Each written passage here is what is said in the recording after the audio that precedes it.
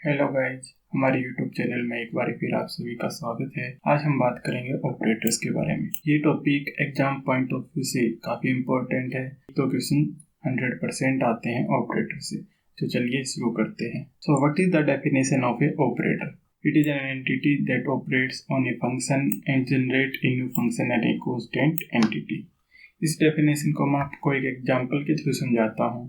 जैसे मैंने एक फंक्शन लिया है एक्स स्क्वायर और एक ऑपरेटर लिया है d/dx। तो अकॉर्डिंग टू डेफिनेशन जो ऑपरेटर है वो ऑपरेट करेगा फंक्शन के ऊपर। तो हमने d/dx को एक्स स्क्वायर के ऊपर ऑपरेट करा दिया है और हमारे पास या तो एक नया फंक्शन आएगा या एक कांस्टेंट एंटिटी आएगी।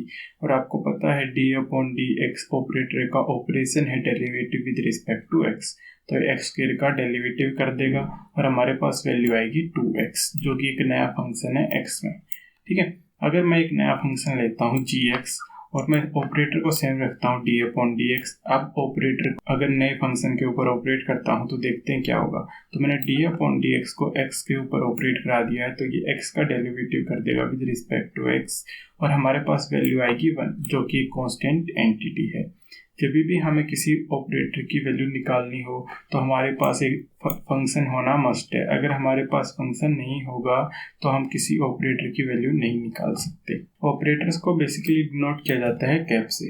ये थोड़ा सा इंट्रोडक्शन था ऑपरेटर के बारे में। अब हम बात करेंगे कुछ बेसिक प्रॉपर्टीज ऑफ ऑपरेटर। ये काफ़ी इंपॉर्टेंट है एग्जाम पॉइंट ऑफ व्यू से। सबसे पहली प्रॉपर्टी है operators are directional in nature. जो ऑपरेटर होते हैं वो जनरली डायरेक्शनल इन नेचर होते हैं। इसका मतलब है वो एक स्पेसिफिक डायरेक्शन में ऑपरेट करते हैं और ये जो ऑपरेशन होता है इनका basically left to right direction में होता है। हमेशा लेफ्ट टू राइट डायरेक्शन में ऑपरेट करेंगे। जैसे एक एग्जांपल के थ्रू समझते हैं। मैंने एक फंक्शन ले लिया है x³ और ऑपरेटर ले लिया है d/dx। तो जो ये d/dx है ये लेफ्ट टू राइट ऑपरेट करेगा। तो क्या करेगा, d/dx x³ का डेरिवेटिव कर देगा विद रिस्पेक्ट टू x और हमारे पास वैल्यू आएगी 3x²। अगर मैं x³ और d/dx की पोजीशन इंटरचेंज कर दूं, मतलब पहले मैं x³ लिख दूं बाद में d/dx, तो जो ऑपरेटर है ये लेफ्ट टू राइट ऑपरेट करेगा तो हमारे पास वैल्यू कभी भी 3x² नहीं आएगी। इसकी जो वैल्यू आएगी वो आएगी x³ इंटू d/dx। और जब यहाँ कोई फंक्शन होगा f(x) तो ये इसका डिफरेंशिएशन कर देगा। सेकेंड प्रॉपर्टी है nth power of operator means operator is operated n times. इसका एक एग्जाम्पल की तरह समझते हैं। जैसे मैंने कोई ऑपरेटर a लिया है और उसकी पावर n कर दी है और उसको किसी f(x) फंक्शन के ऊपर ऑपरेट किया है।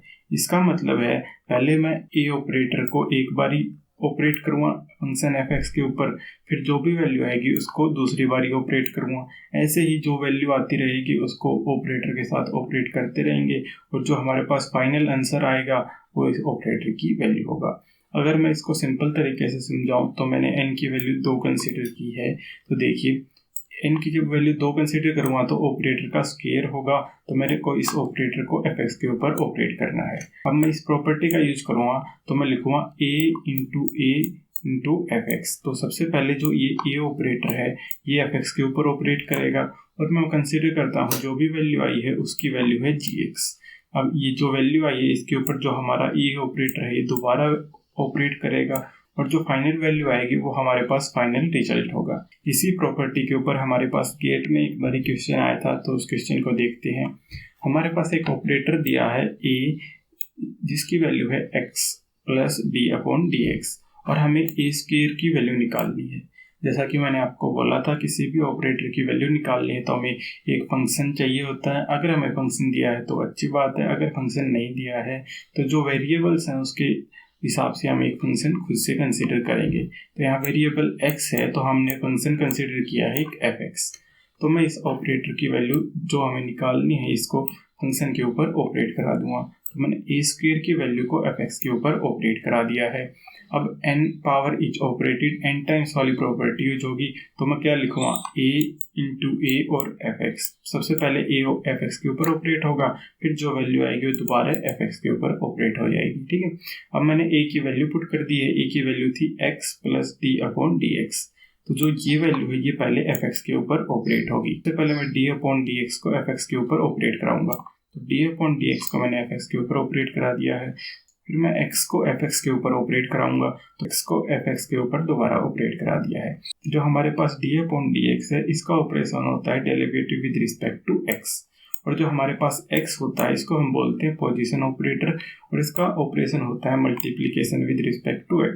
तो ये जो d/dx है डेरिवेटिव कर देगा फंक्शन का विद रिस्पेक्ट टू x, और जो x ऑपरेटर है मल्टीप्लाई हो जाएगा फंक्शन से fx से। तो हमारे पास जो फाइनल वैल्यू आएगी वो आएगी f' plus x into fx। अब जो ये वैल्यू आई है इसको मैं दोबारा ऑपरेटर के साथ ऑपरेट करूंगा। सबसे पहले d/dx f' के ऊपर ऑपरेट होगा, फिर d/dx x इंटू fx के ऊपर ऑपरेट होगा।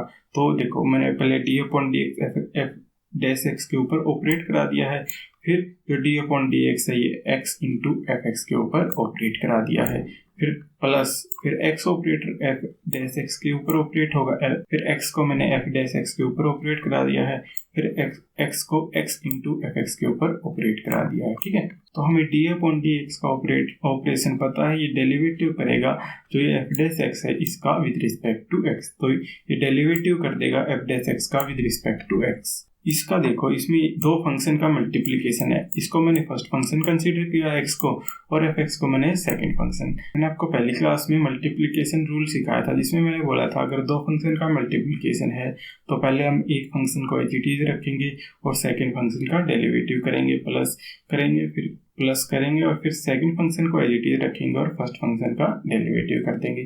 तो वही यहाँ यूज करेंगे। तो मैंने x को फर्स्ट फंक्शन माना है और fx को सेकंड फंक्शन, तो मैंने x को एज इट इज रखा, fx का डेरिवेटिव कर दिया, प्लस फिर fx को एज इट इज रखा और x का डेरिवेटिव कर दिया, फिर प्लस में है x इंटू f', तो ये x ऑपरेटर f' के साथ जस्ट मल्टीप्लाई हो जाएगा, तो मैंने x को f' के साथ केवल मल्टीप्लाई किया है। फिर है x operator x into fx के साथ ऑपरेट कर दिया, तो x इंटू fx के साथ मल्टीप्लाई हो जाएगा और इसकी वैल्यू आ जाएगी x² इंटू fx। अब जो d/dx है इसकी वैल्यू तो 1 हो जाएगी, जो fx है ना इसको मैंने ओवरऑल करके बाहर लिख लिया है।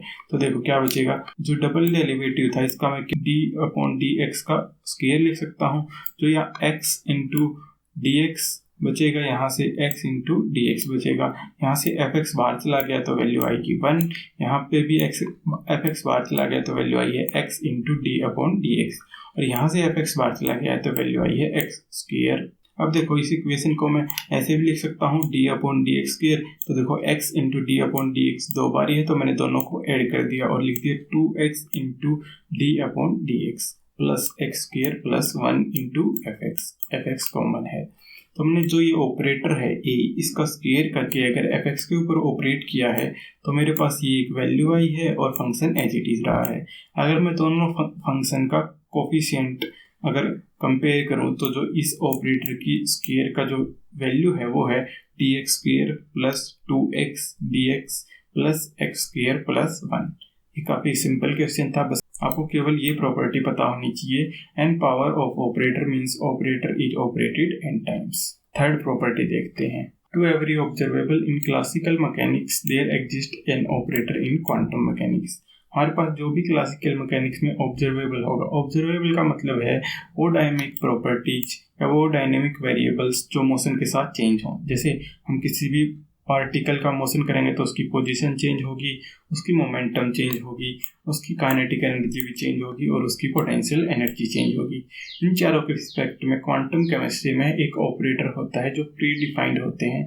तो अब हम सबसे पहले देखेंगे ऑब्जर्वेबल, फिर उसके रिस्पेक्ट में ऑपरेटर और उसके रिस्पेक्ट में उन ऑपरेटर का ऑपरेशन देखते हैं।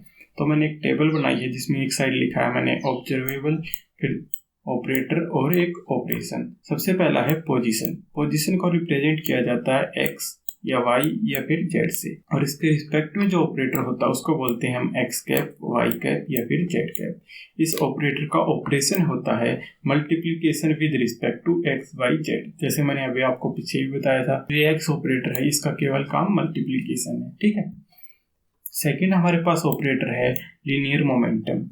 लीनियर मोमेंटम को क्लासिकल में लिखा जाता है m इंटू वी। अगर x में है तो vx आ जाएगा, अगर y में है तो vy आ जाएगा, अगर z में है तो vz आ जाएगा। इसके रिस्पेक्ट में जो हमारे पास क्वांटम में ऑपरेटर होता है वो होता है minus iota h bar into d/dx। अगर एक्स एक्सिस में है, अगर वाई एक्सिस में है तो minus iota h bar into d upon d y, अगर जेड एक्सिस में है तो minus iota h bar into d upon d z. H bar की वैल्यू होती है एच अपॉन 2 पाई। इसका ऑपरेशन है differentiation with respect to x, y और जेड। अगर हम पी एक्स देखें तो ये एक्स के रिस्पेक्ट में डिफरेंशिएशन कर देगा, पी वाई देखेंगे तो ये डी वाई के वाई के रिस्पेक्ट में डिफरेंशिएशन कर देगा, और पी जेड में जेड के रिस्पेक्ट में डिफरेंशिएशन कर देगा। फिर जो भी वैल्यू आएगी उसको माइनस आयोटा एच बार से मल्टीप्लाई कर देंगे और हमारे पास लीनियर मोमेंटम की वैल्यू आ जाएगी। माइनस आयोटा एच बार को मैं ऐसे भी लिख सकता हूँ, minus of iota h upon 2 pi. H bar की जहाँ वैल्यू है एच अपॉन 2 पाई, ये वैल्यू मैंने यहाँ पुट कर दी। ठीक है, अगर मैं इस आयोटा को इस वैल्यू को अगर मैं इस वैल्यू को ऊपर भी और नीचे भी आयोटा से मल्टीप्लाई कर देता हूँ तो ये बन जाएगा minus of iota square H bar upon iota. और आपको पता होगा आयोटा स्क्वायर की वैल्यू -1 होती है, तो -1 into -1 + 1 divided by iota into h bar. तो ये वैल्यू भी लिख के आ सकती है एग्जाम में। अगर कोई भी वैल्यू आई है तो आपको कंफ्यूज नहीं होना है। थर्ड हमारे पास ऑपरेटर है काइनेटिक एनर्जी ऑपरेटर। अगर क्लासिकल की बात करें तो काइनेटिक एनर्जी की वैल्यू होती है हाफ एम वी स्क्वायर। अगर एक्स एक्सिस में बात है तो वेलोसिटी हम एक्स एक्सिस की लेंगे, अगर वाई एक्सिस में बात है तो वेलोसिटी वाई एक्सिस की, और जेड एक्सिस में बात है तो वेलोसिटी जेड एक्सिस की। अगर मैं इस इक्वेशन एम से ऊपर मल्टीप्लाई करता हूँ और नीचे भी एम से मल्टीप्लाई करता हूँ तो देखो m into m square v square already है, तो मैं इसको पूरे का स्क्वायर लिख सकता हूँ m into v whole square और डिवाइडेड बाई एम। आपको पता है ये एम इंटू वी की वैल्यू होती है लीनियर मोमेंटम, तो मैं इस m इंटू वी को p से रिप्लेस कर सकता हूँ। तो काइनेटिक एनर्जी जब x की बात होगी तो लिखूँगा मैं P x square by 2m। अगर काइनेटिक एनर्जी y की वैल्यू होगी तो P Y square by 2m, और काइनेटिक एनर्जी z की बात होगी तो P Z square by 2m। और हमें p x p y p z के ऑपरेटर पता है तो उसकी वैल्यू यहाँ पुट करेंगे तो हमारे पास काइनेटिक एनर्जी ऑपरेटर आ जाएगा क्वांटम केमिस्ट्री में। तो देखो मैंने वही किया है।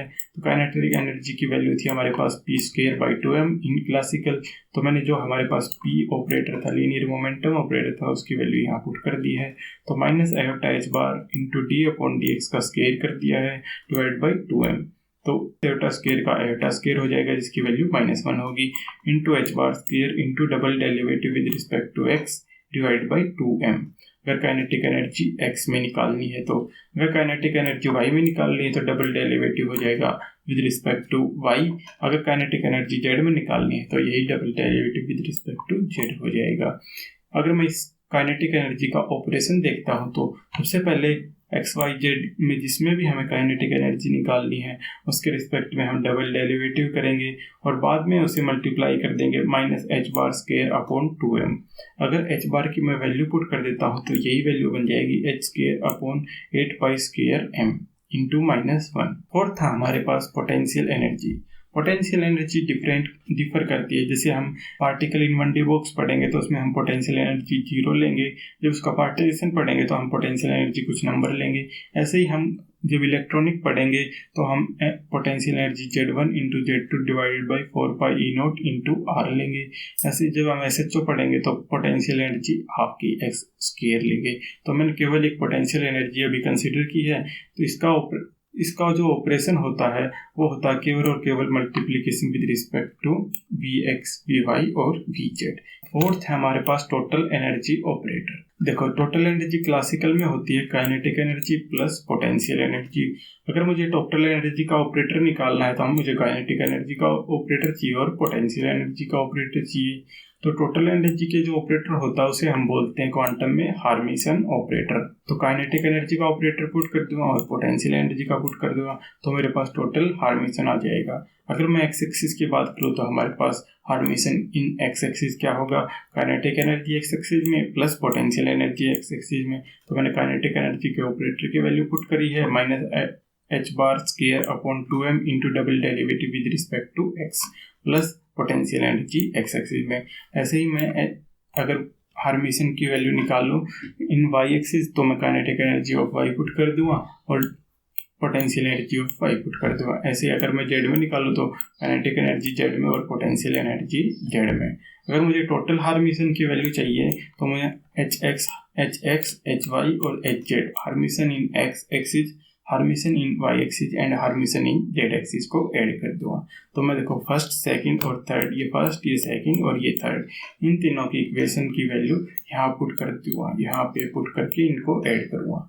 तो मैंने कुछ नहीं करा, देखो ये वैल्यू पुट कर दी, ये वैल्यू पुट कर दी और ये वैल्यू पुट कर दी।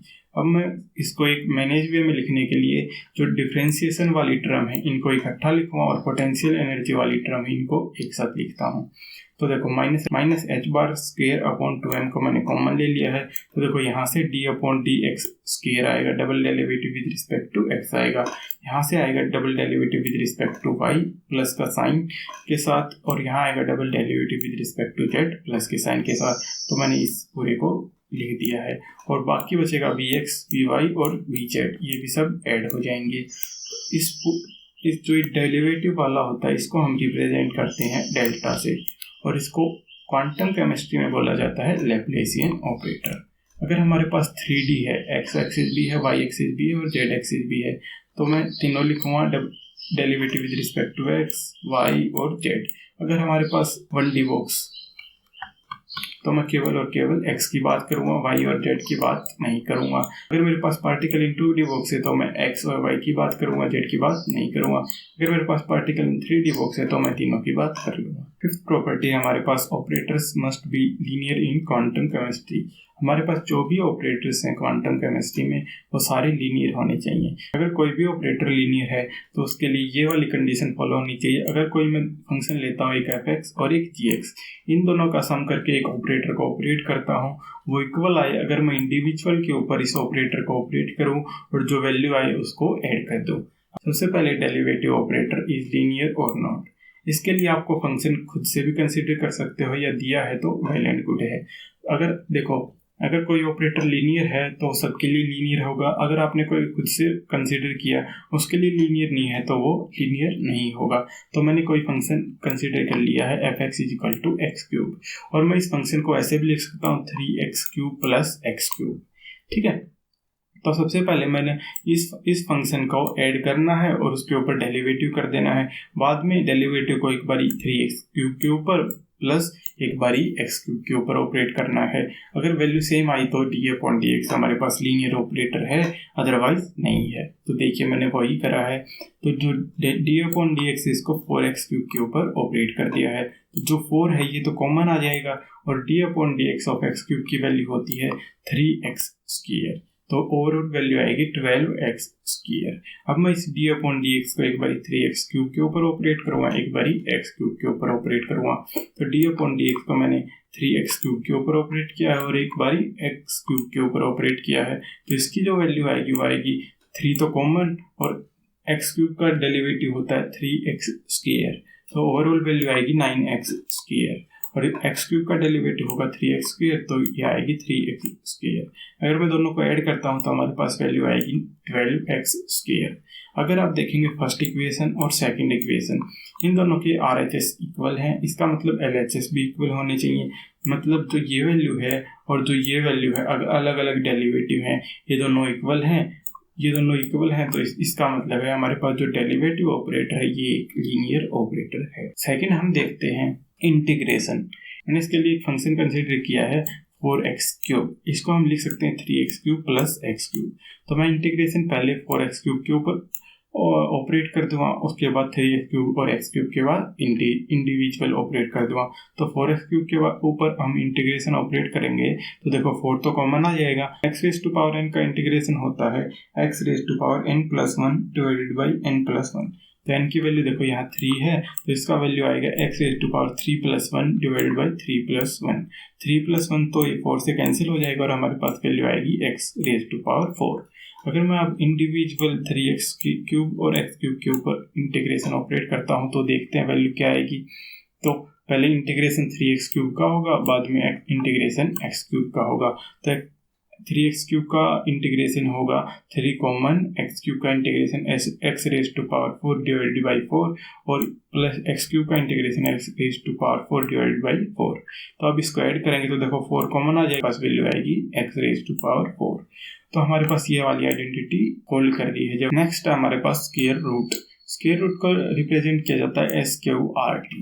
इसके लिए मैंने एक फंक्शन लिया है f(x) = 25x²। इस 25x² को मैं दो फंक्शंस में लिख सकता हूँ, एक 16x² और एक 9x²। तो मैं स्क्वायर रूट को पहले इन दोनों के सम के ऊपर ऑपरेट करूँगा, फिर इंडिविजुअल के ऊपर ऑपरेट करूँगा। तो मैंने स्क्वायर रूट को सबसे पहले 25x² के ऊपर ऑपरेट किया है, तो मेरे पास वैल्यू आई है 5x। अब मैं स्क्वायर रूट को इंडिविजुअल के ऊपर ऑपरेट करूँगा, तो सबसे पहले मैं स्क्वायर रूट को 16x² के ऊपर ऑपरेट कर दिया है, और फिर मैंने इसको 9x² के ऊपर ऑपरेट कर दिया है। जब मैंने 16x² के ऊपर ऑपरेट किया है तो वैल्यू आई है 4x। अगर मैंने 9x² के ऊपर ऑपरेट किया है तो वैल्यू आई है 3x। अगर इन दोनों को ऐड करता हूँ तो मेरे पास टोटल वैल्यू आएगी 7x। तो मैं अगर ऐड करके ऑपरेट करता हूँ तो वैल्यू आती है 5x। अगर मैं अलग अलग इंडिविजुअल ऑपरेट करता हूँ तो वैल्यू आती है 7x। इसका मतलब है RHS इन दोनों इक्वेशन के इक्वल नहीं है, LHS हैं वो भी इक्वल नहीं होंगे, और जो हमारे पास स्क्वायर रूट है वो एक नॉन लीनियर फंक्शन नहीं है, वो एक नॉन लीनियर फंक्शन है। नेक्स्ट है हमारे पास स्क्वायर ऑपरेटर। स्क्वायर ऑपरेटर को लिखा जाता है SQR से। वो हमें चेक करना है कि लीनियर है या नहीं। तो मैंने उसके लिए एक फंक्शन लिया है, फंक्शन fx = 7x, और इस 7x को मैंने 3x एंड 4x में इंडिविजुअली लिख लिया है। तो देखो स्क्वायर को मैंने सबसे पहले 7x के ऊपर ऑपरेट किया है, तो ये 7x का स्क्वायर कर देगा और वैल्यू आएगी हमारे पास 49x²। अब मैं स्क्वायर को इंडिविजुअली ऑपरेट करूँगा, तो सबसे पहले मैं इंडिविजुअली ऑपरेट करूँगा तो एक बारी 3x के ऊपर ऑपरेट करूँगा और एक बारी 4x के ऊपर ऑपरेट करूँगा। तो मैंने स्क्वायर को पहले 3x के ऊपर ऑपरेट किया तो वैल्यू आई है 9x², और जब मैंने 4x के ऊपर ऑपरेट किया है तो वैल्यू आई है 16x², और मैंने जब इन दोनों का सम किया है तो वैल्यू ओवरऑल आई है 25x²। अगर मैं इस पहली इक्वेशन को देखूँ तो हमारे पास वैल्यू आई है 49x², और मैं इस सेकंड इक्वेशन को देखूँ तो हमारे पास वैल्यू आई है 25x²। तो इन दोनों इक्वेशन की RHS इक्वल नहीं है, इसका मतलब इनके LHS भी इक्वल नहीं है। अगर LHS इक्वल नहीं है तो इसका मतलब है हमारे पास जो स्क्वायर ऑपरेटर है ये एक नॉन लीनियर ऑपरेटर है। अब नेक्स्ट है हमारे पास एंगुलर मोमेंटम। एंगुलर मोमेंटम की जब बात होती है जब हमारे पास कोई पार्टिकल है वो सर्कुलर मोशन में हो। जब हम सर्कुलर मोशन की बात करते हैं तो हमारे पास एंगुलर मोमेंटम, एंगुलर वेलोसिटी, इन सब की बात करते हैं। अगर हमारे पास लीनियर हो, मतलब स्ट्रेट लाइन में पार्टिकल हो, तो उसमें हम बात करते हैं लीनियर मोशन, लीनियर मोमेंटम की। हमारे पास जो एंगुलर मोमेंटम होता है ये एक वेक्टर क्वांटिटी है और इसकी वैल्यू निकाली जाती है r क्रॉस p। r होता है हमारे पास कोऑर्डिनेट, p होता है हमारे पास लीनियर मोमेंटम। r की वैल्यू होती है xi cap plus y j cap plus z k cap. i cap, j cap and k cap होते हैं यूनिट वेक्टर्स। ऐसे ही p की वैल्यू निकालनी है तो p x i cap plus p y j cap plus p z k cap. तो हमें इस r और इस p का क्रॉस मल्टीप्लिकेशन करना है और हमारे पास जो भी वैल्यू आएगी वो होगी एंगुलर मोमेंटम।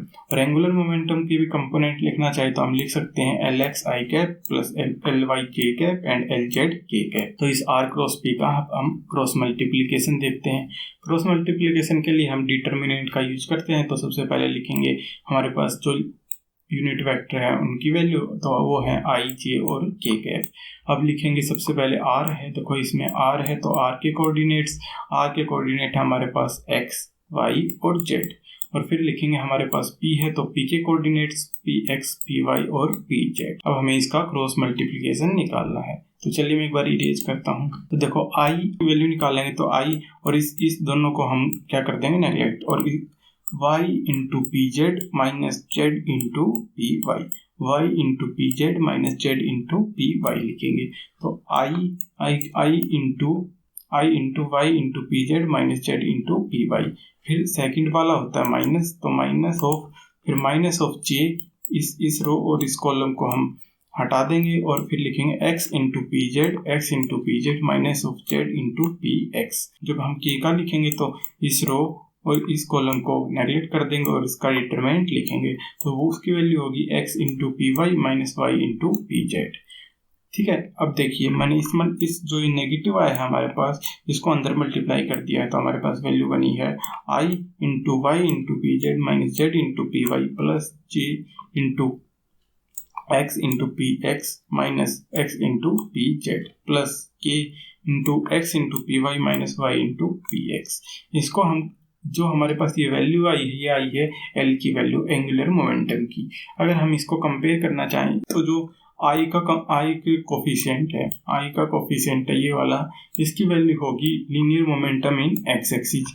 अगर जो जे का कोफिशिएंट है ये वाला, इसकी वैल्यू होगी linear momentum in y axis, और जो के का कोफिशिएंट है उसकी वैल्यू होगी linear momentum in z axis. तो बस ये कंपेयर करते हैं और इसकी वैल्यू लिखते हैं। तो Lx की वैल्यू है हमारे पास x into p z minus z into p y, और ऐसे ही Ly की वैल्यू हमारे पास z into p x minus x into p z, और हमारे पास जो z है उसकी वैल्यू है x into p y minus y into p x. अगर हमें अब पी एक्स पी वाई और पी जेड की वैल्यू पुट कर दें जो होती हैं minus iota h bar into d upon d x.